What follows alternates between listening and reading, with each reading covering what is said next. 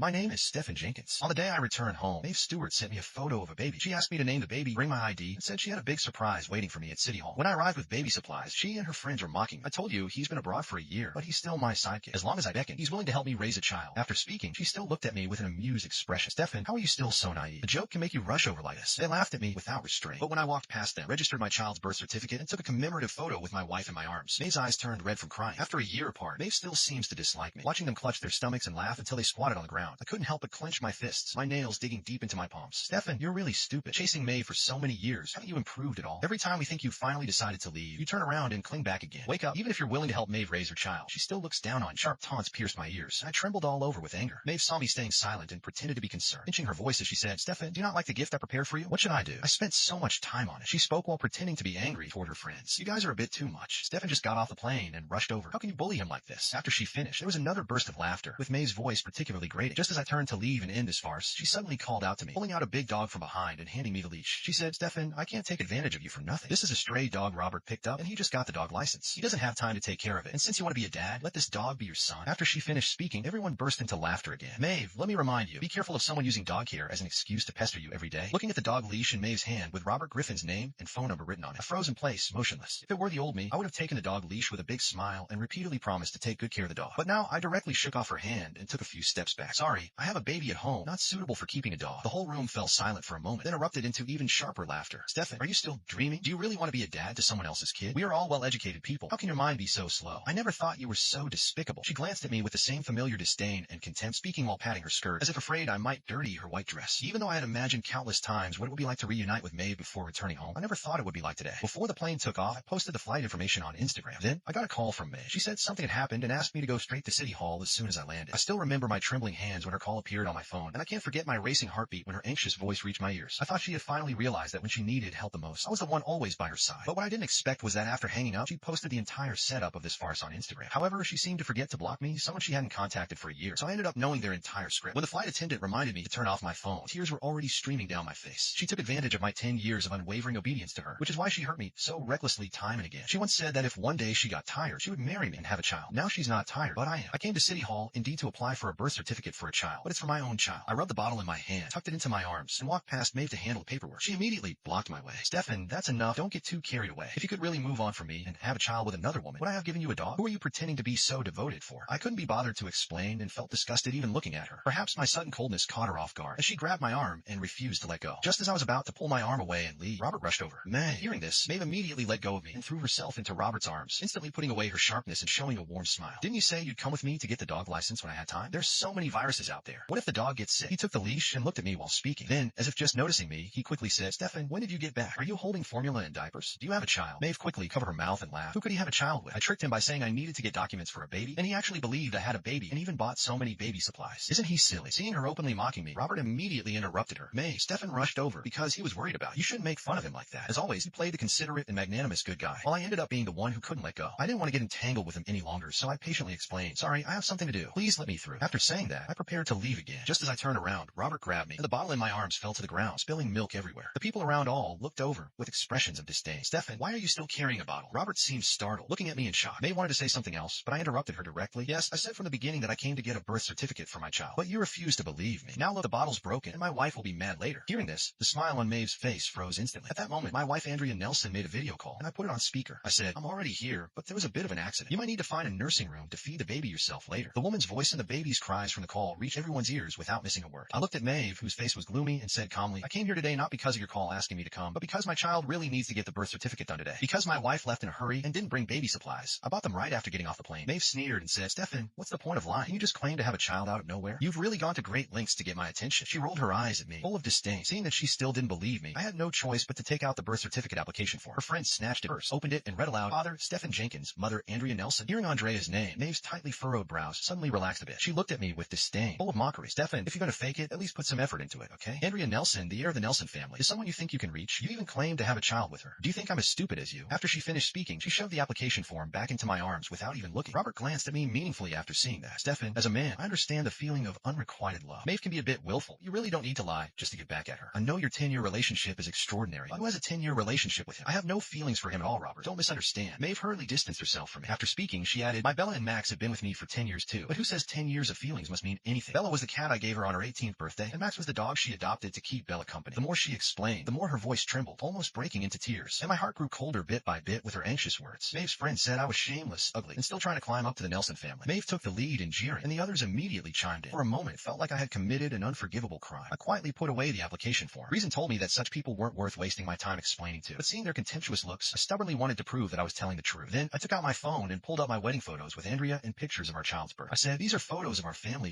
If you don't believe me, see for yourselves. I held up my phone and swept it past them one by one. When it was Maeve's turn, she just glanced at it, and the smile on her face vanished completely. She stared at the phone in a daze for a long time, unable to react. The person next to her noticed a reaction, quickly grabbed the phone, and flipped through the photos one by one, still speaking with disdain. I want to see how long you can keep pretending. Maeve stood aside, pretending not to care, but her eyes kept staring intently at the phone, until the girl holding the phone spoke softer, and with more hesitation. Maeve finally couldn't hold back and snatched the phone away. When she saw the photo of our family of 3 on the phone, her hand trembled slightly, and then she glared at me with bloodshot eyes, her tone no longer as confident as before. Stefan, don't think that faking a few photos will make me soften and marry you. I want to see how many more fake pictures you prepare just to be with me. Robert quickly stepped forward to support her and gently comforted. Maeve, when we get married, I'll take you to the beach for wedding photos, okay? But Maeve didn't respond sweetly as usual. She just kept scrolling through the phone. As the photos flashed by, her face grew paler and paler.